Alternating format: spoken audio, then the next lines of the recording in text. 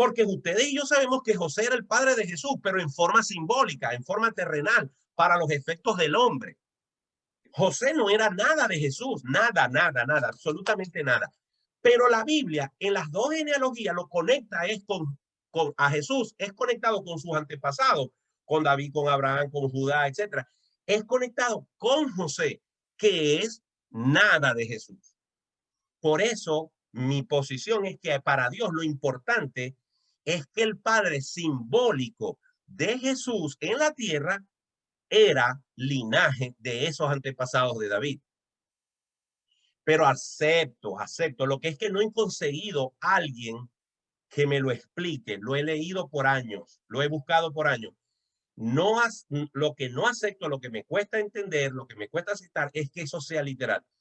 Pero entiendo, como se los he dicho a ustedes muchas veces, hay posiciones doctrinales que uno puede tener sabiendo que hay otros que tienen una posición diferente.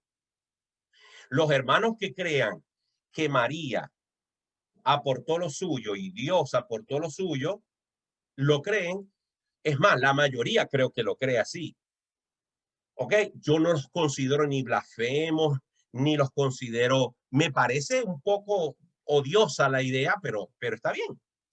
Pero pretendo que la mía tampoco se llame blasfemia, porque no he negado la humanidad de Jesús, no he negado que Dios vino en carne, que es lo que dice la Biblia, no he negado la divinidad de Cristo, Cristo era Dios, no he negado la eternidad de Cristo, no he negado ninguna de esas cosas. Lo único que estoy diciendo es que Jesús literalmente no tenía sangre humana de esos antepasados. Él era un humano totalmente, pero proveniente y creado como humano, no como Jesús divino, porque él es desde siempre. Como humano, su carne, su personalidad, su esencia humana nace total y absolutamente del Padre de los cielos. Y María no tuvo nada que ver. Mariela, para que terminemos con este punto y podamos avanzar. Bueno, que siempre han tergiversado las cosas y yo pienso que el enemigo está allí. Cuando, por ejemplo, en los rezos yo he escuchado María, ¿qué tal? Sin pecado concebido. O sea, ellos ven que el sexo es un pecado. Y también, por ejemplo, ellos dicen que la manzana no era una manzana, sino que Adán, eh, cuando dicen que pecó es porque estuvo con Eva. Y eso no es así. Porque la palabra dice crecer y multiplicados. Y no era así que ellos se tocaban y ya. O sea, Dios hizo lo que hizo. ¿Ya? Hizo el aparato reproductivo. Y entonces hay muchas personas, pastor, que dicen que María siempre fue virgen, porque en los rezos dicen siempre virgen, tampoco fue así, porque después que concibió a Jesús, ¿verdad? Que ahí sí era virgen, pero ¿verdad? Después que concibió a Jesús, tuvo, porque dice, y José no conoció a María hasta que María concibió a Jesús. Ya después de ahí ellos tuvieron vida marital y entonces siempre el enemigo ha querido revolver las cosas y mezclar mango con arroz, pero Okay. Dios es Dios. Ok, termino con esto solamente para aclarar algo de lo que Mariela comentó.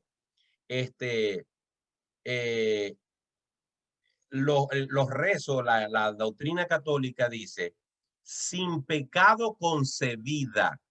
Se están refiriendo en esa parte del rezo es a María. ¿Ok? Ellos predican, ellos enseñan y lo rezan que María fue concebida sin pecado igual que Jesús. Es decir, para los católicos, Jesús y María fueron los dos seres humanos que vivieron en la tierra y no cometieron pecado. Eso a mí me parece aberrante. Aceptar que además de Jesús hubo un ser humano que no pecó es una locura. Pero los católicos lo enseñan así. Pero lo que admiro de esa, si se puede usar la palabra admiración, lo que, lo que me llama la atención de cómo ellos resolvieron el dilema es que prefirieron inventarse una nueva blasfemia. Es decir, como a ellos les parece inconcebible que un humano se mezcle con Dios, ellos dijeron, un humano pecador se mezcle con Dios, ellos dijeron, María tenía que ser sin pecado. Y por eso inventan el dogma de la Inmaculada Concepción. ¿Para qué? para que una María sin pecado se pudiera, ¿verdad?, ver fecundada por el Espíritu Santo. Y por lo tanto, lo que naciera de allí no tuviese pecado. Pero parece ser que muchos aceptamos que Jesús era del linaje de David, literalmente, sin tomar en cuenta que si era así, por la sangre de Jesús, por las venas de Jesús corría sangre pecadora, que se había mezclado con el aporte que hizo Dios. ¿Ok? Simplemente he querido manifestar dos escenarios. O el linaje de Jesús es literal y yo estoy equivocado, y el día que alguien me lo demuestre y el día que alguien me convenza, yo bajaré la cabeza y diré, perdón, Señor, por haber pensado distinto. O el linaje de Jesús con David era simbólico, porque prefiero creer que toda su esencia como humano y como Dios no tenían nada que ver con él. Aclarado el punto, seguimos adelante. Entonces, luego en el versículo 4 dice que fue declarado hijo de Dios con poder, según el Espíritu de Santidad, por la resurrección de entre los muertos. Fíjense, esta expresión declarado hijo de Dios es para los efectos de la humanidad. Jesús no necesitaba que a él se le declarase hijo de Dios porque él era el hijo de Dios desde la eternidad. Pero para los efectos de la humanidad, Jesús vino como un hombre cualquiera. ¿Por qué los fariseos? ¿Por qué los saduceos? ¿Por qué los maestros de la ley odiaban tanto a Jesús? Porque Jesús en repetidas ocasiones dijo que él y el Padre eran uno. Él en varias ocasiones dijo que antes de Abraham era. ¿Ok? Por lo tanto, cada vez que Jesús insinuaba o abiertamente decía que él era Dios y que era como Dios y que él era divino, de alguna manera, de forma directa o indirecta, lo decía, para los fariseos eso causaba una profunda ira y enojo. Se necesitaba que aquel Jesús fuera refrendado ante el mundo como lo que era el Hijo de Dios, el Mesías, el que Dios había prometido para la humanidad. Esa refrendación, esa confirmación vino como resultado de que Jesús no fue dejado en la tumba, sino que él se levantó de entre los muertos. Por eso el apóstol Pablo en esta salutación está hablando del evangelio que fue presentado por los profetas, que está relacionado con Jesucristo, que pertenece al linaje de David según la carne. Y este Jesús era necesario que fuera declarado hijo de Dios. ¿Cómo? Levantándose de los muertos por medio de la resurrección. Y esto es lo que distingue a Jesús del resto de los seres que se llaman líderes religiosos. El único que puede jactarse, la única fe espiritual en el mundo que puede jactarse de que su líder se levantó de entre los muertos, se llama Jesús, se llama el cristianismo, porque Jesús venció la muerte. Y esta victoria sobre la muerte lo certificó, lo refrendó como el Hijo de Dios. Por eso, aunque aún no había resucitado, cuando el soldado romano vio todo lo que aconteció alrededor de la muerte de Jesús, él dijo, ciertamente este hombre era el Hijo de Dios. Tal manera que el apóstol Pablo no está haciendo otra cosa, sino que refrendando que Jesús no era un hombre cualquiera, sino que era el Hijo de Dios y se había demostrado por la resurrección de entre los muertos. Versículo 5. Y por quien recibimos la gracia y el apostolado para la obediencia a la fe en todas las naciones por amor de su nombre. Aquí hay dos palabras claves. Recibimos la gracia y el apostolado. Ustedes y yo sabemos que hoy en día hay mucha gente que se llama apóstol. Apóstol fulano, apóstol sutano. Incluso ahora hay apóstolas, porque así como también se han inventado lo de pastoras, también se inventan lo de apóstolas. Entonces, Aquí, este versículo, sin embargo, en forma general, el apóstol Pablo dice que los cristianos hemos recibido la gracia y el apostolado. Es decir, que desde este punto de vista, todos los cristianos en el mundo han recibido la gracia de Cristo y han recibido el apostolado de Cristo. Pero aquí yo quiero hacer una diferencia. Una cosa es ser apóstol de Jesucristo, como fueron los 12 apóstoles.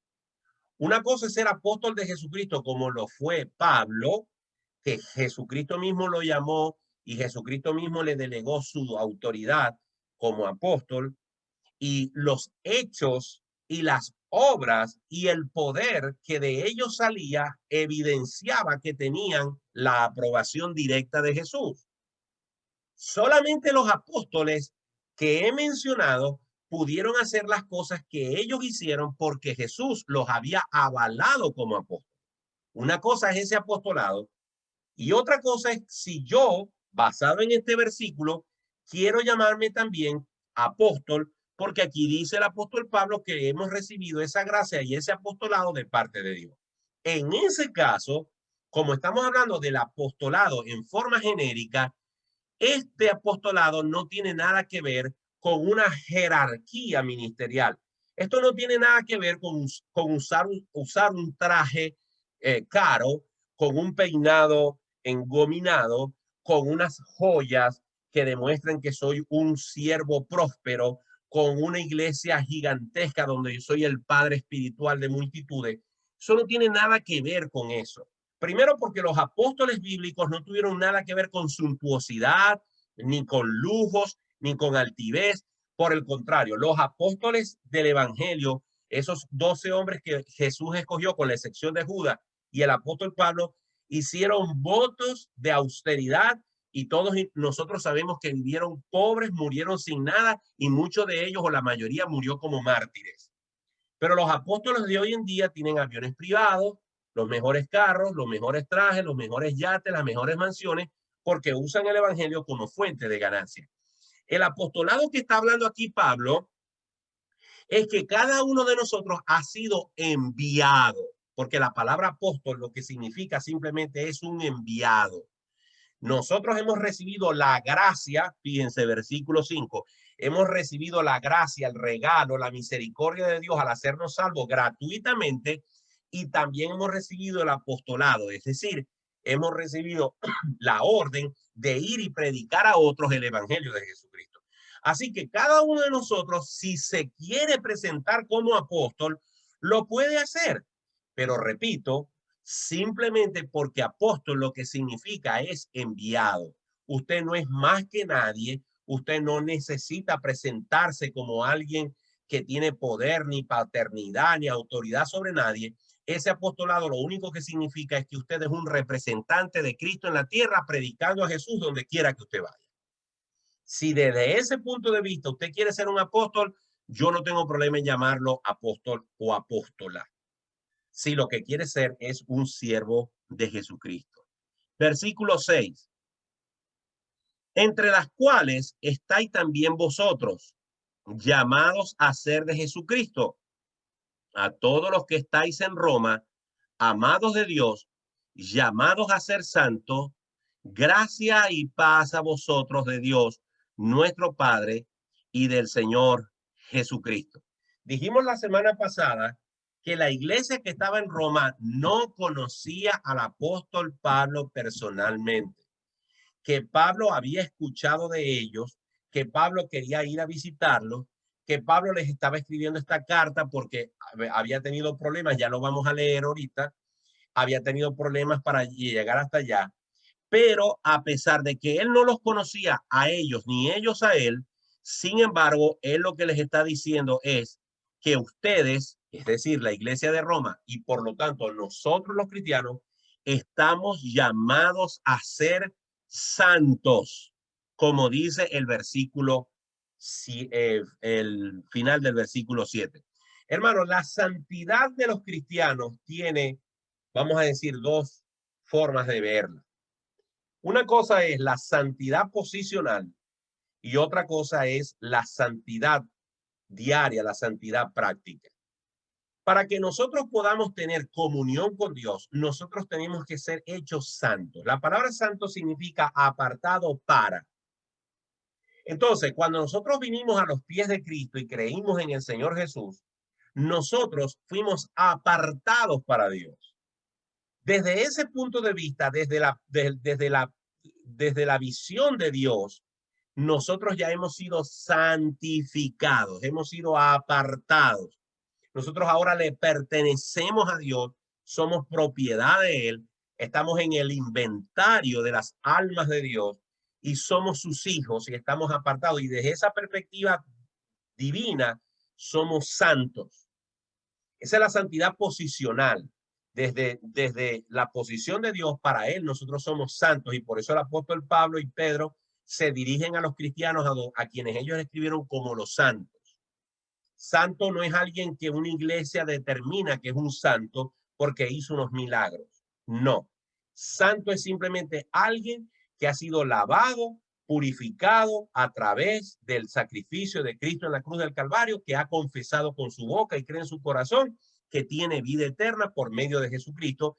Y ese sacrificio le es aplicado y la Biblia dice que es apartado y ahora es santo, cosa santa dedicada al Señor. Ahora bien, la santidad práctica, la santidad que nosotros desarrollamos aquí en la vida, en la vida cristiana, en la tierra, es un acto de obediencia como resultado de nuestro deseo de tener a Jesucristo, no solamente como nuestro Salvador, sino como nuestro Señor.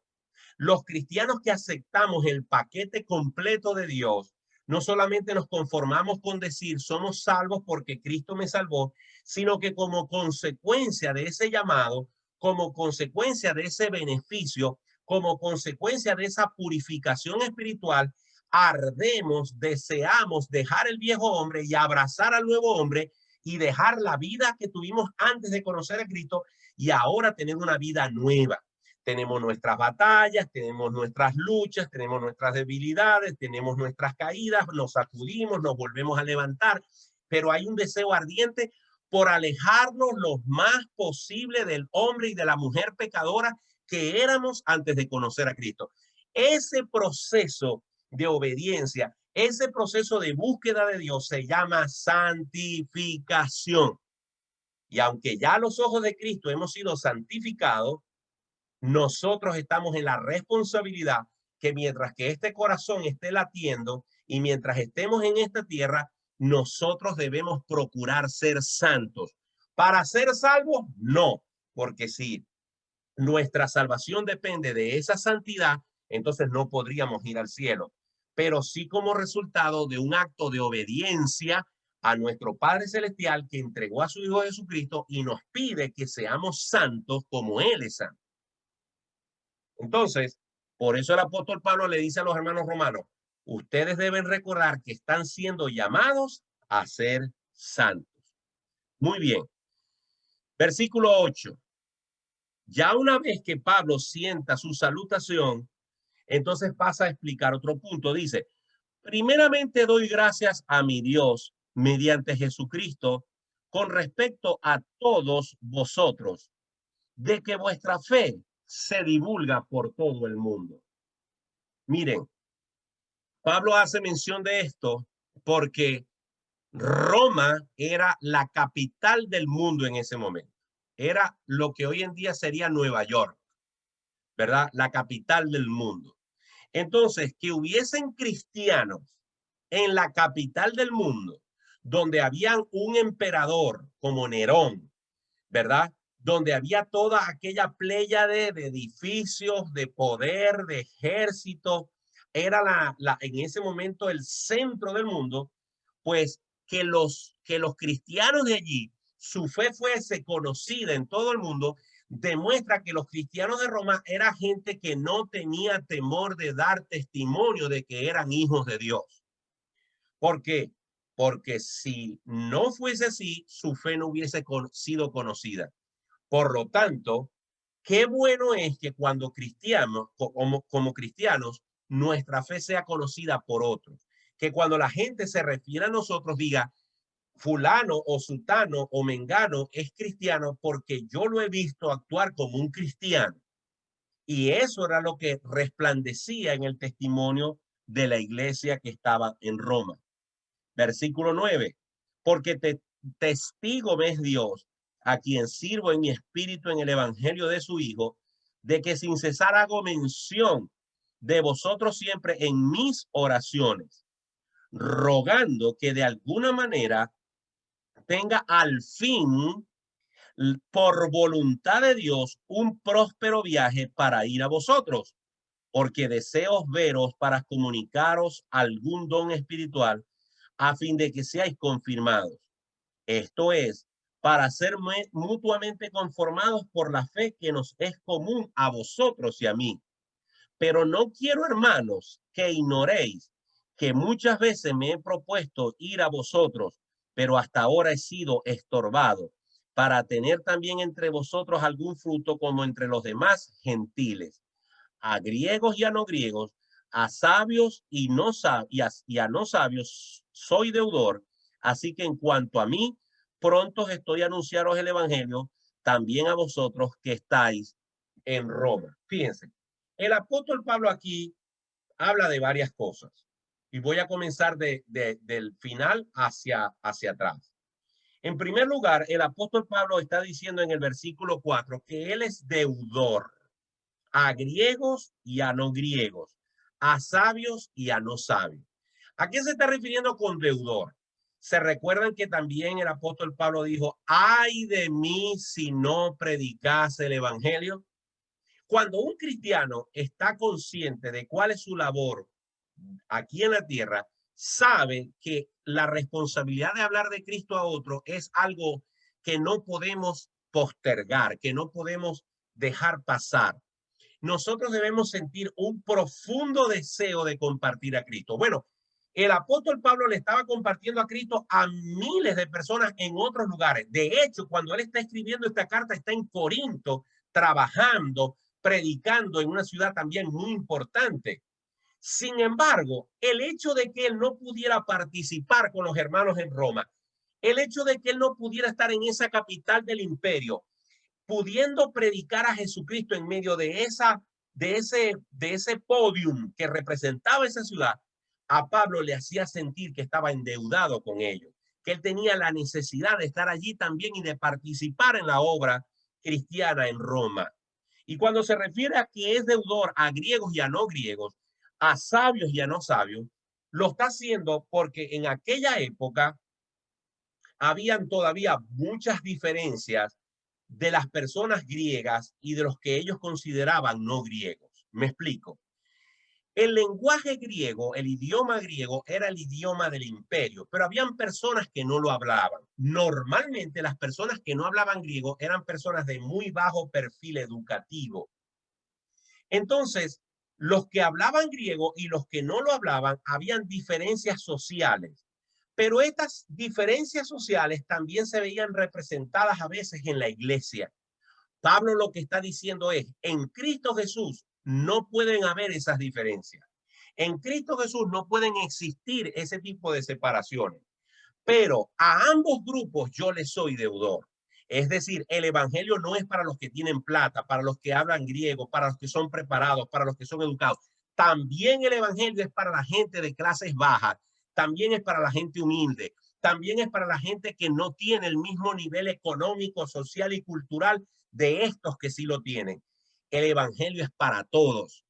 Y lo más importante de todo esto es que ese afán por diferenciarse los humanos los unos de los otros queda aplacado cuando frente al evangelio de Jesucristo, no importa si tú eres rico o si tú eres pobre, si vives en una mansión o si vives en la casa más humilde, si vives en la ciudad o si vives en el campo, frente al evangelio de Jesucristo, todos somos iguales y todos necesitamos a Jesús por igual.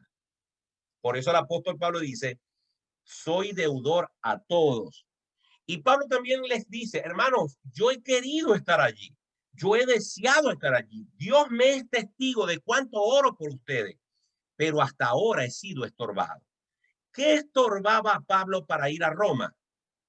¿Qué le impedía estar allá si él lo quería hacer?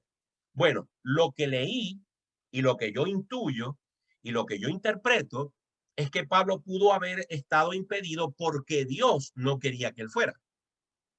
Deliberadamente Dios lo había detenido, como le había impedido predicar en algunas ciudades porque el Espíritu Santo así se lo impidió. La Biblia lo dice, que en algunas partes ellos no pasaron porque el Espíritu Santo se lo impidió. También es posible que Dios le haya permitido a Satanás que fuese estorbado para estar allí. Es decir, como ustedes lo saben y lo dije en la prédica pasada allá en Estrella de Belén, todo lo que ocurre en el universo, bueno o malo, Dios lo tiene que permitir. Si algo ocurre en el universo y Dios no lo permite, entonces Dios no es soberano.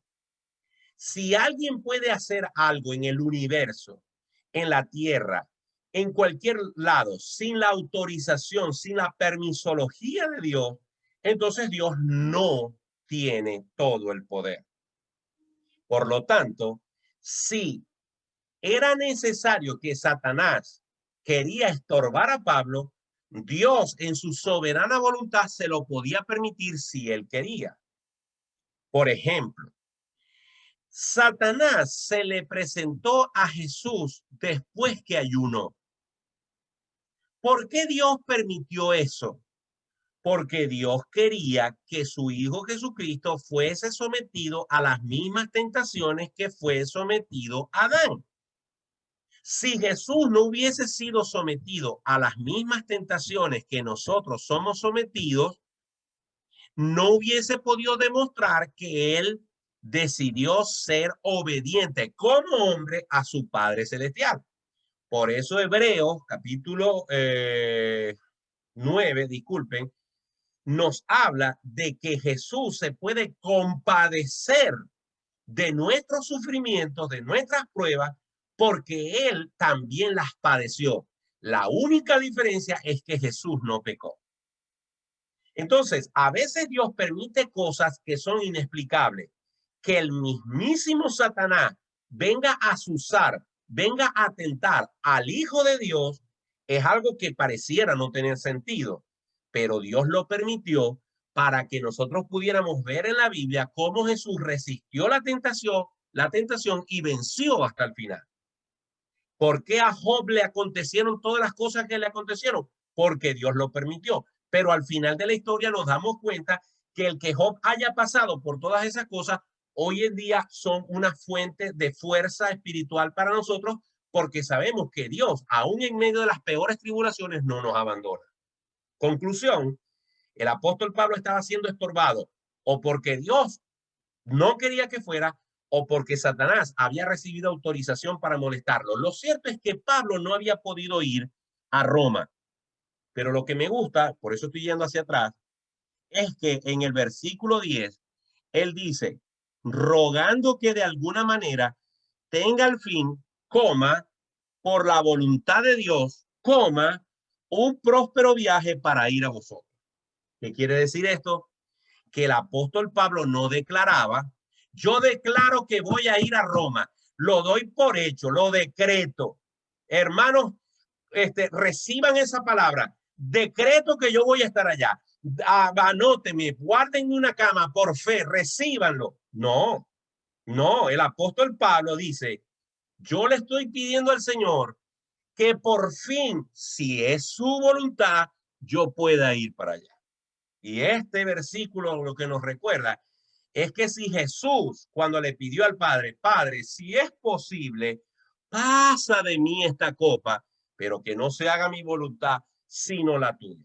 Si el apóstol Pablo, que para mí iba en segundo lugar, después de Jesucristo en el sentido de obediencia, de servir al Señor, al punto de que Pablo dijo, sed imitadores de mí como yo soy de Cristo. Si Pablo, que estaba en el segundo lugar, que era un hombre de oración, oraba lo que él quería hacer, que no eran cosas de riqueza ni sanidades. Él lo que quería era ir a predicar en Roma. Y aún así dice, Padre, quiero ir para Roma, pero si es tu voluntad, ¿quién soy yo para declarar, decretar, amarrar, demandar, exigir, comprometer, arrebatarle a Dios algo?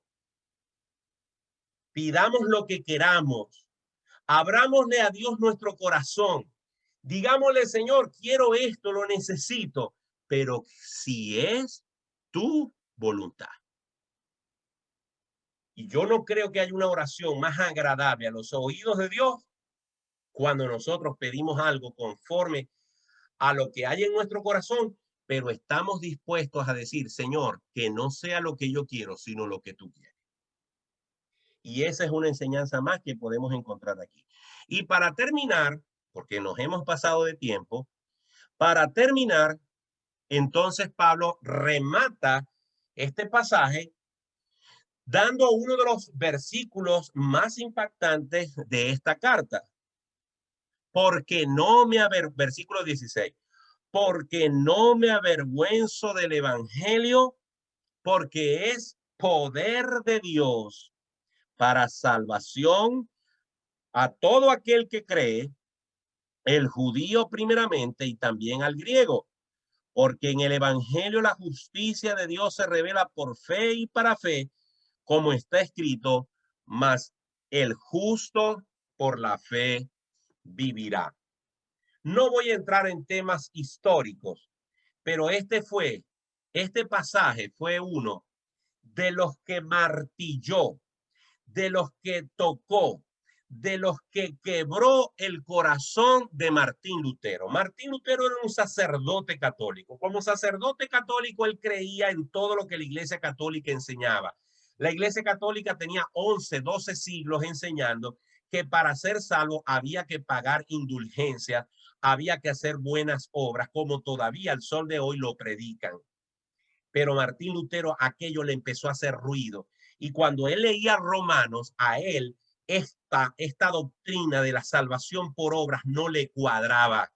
Y por supuesto, cuando llegó al versículo 16 y al versículo 17, ¿verdad? Él no cuadraba el ser salvo por las obras y al mismo tiempo leer en la Biblia que él tenía que el hombre podía ser justificado solamente por medio de Jesucristo. Entonces, el versículo 16, el apóstol Pablo dice, porque no me avergüenzo del evangelio. ¿Por qué él usa esa expresión, no me avergüenzo del evangelio? Porque el evangelio de Jesucristo antes y ahora pareciera una locura. Parece algo que no tiene sentido, que es absurdo.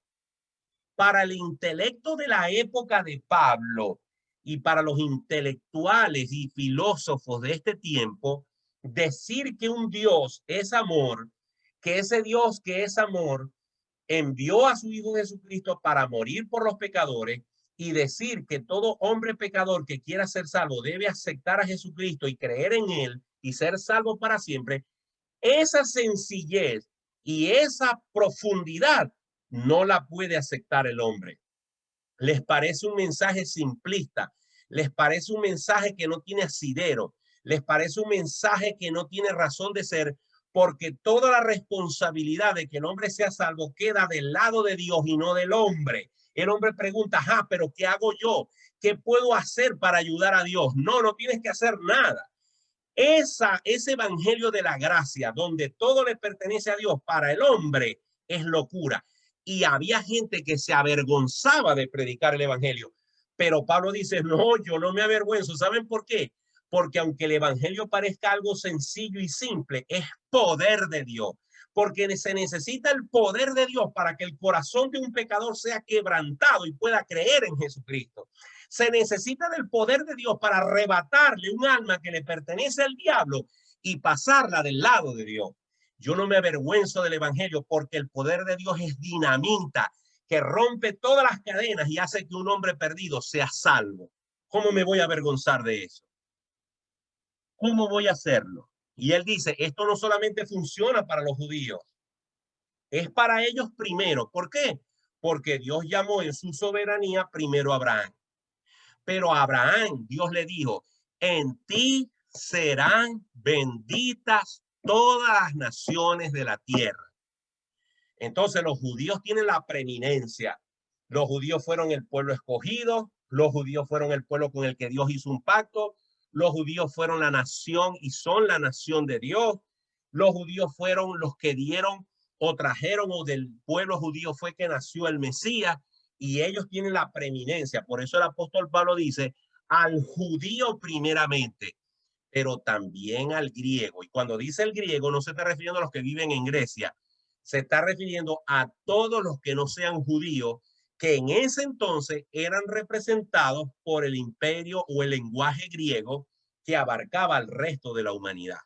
En conclusión, el versículo 16 lo que dice es que la salvación es para toda persona, en toda nación y en todo lugar. Y finalmente, el versículo 17 condensa lo que Pablo va a desarrollar en los siguientes capítulos hasta el capítulo 11. Y es que por el evangelio la justicia de Dios se revela por fe y para fe, como está escrito, más el justo por la fe vivirá. Es decir, que este principio fue lo que hizo que Martín Lutero, esta comprensión de que el hombre sería salvo solamente por medio de la fe, fue lo que terminó de convencer a Martín Lutero. Es más, la historia dice que Martín Lutero fue a Roma y cuando estaba subiendo las escalinatas de una basílica, creo que era la Basílica de San Pedro, que se llama la Escala Santa, cuando estaba subiendo esas escalinatas, no pudo terminar de subirla, porque el versículo, el justo por la fe vivirá, no lo dejaba en paz. Y dice la historia que Martín Lutero se regresó a Alemania y entonces escribió las 95 tesis que después clavó en la Catedral de Wittenberg el 31 de octubre del año 1517, y allí comenzó la reforma cristiana que cambió al mundo. ¿Por qué? Por un solo versículo que un hombre logró entender: que el evangelio es poder de Dios para salvación, que por el evangelio nos es atribuida la justicia de Cristo y por el evangelio solamente podemos ser salvos.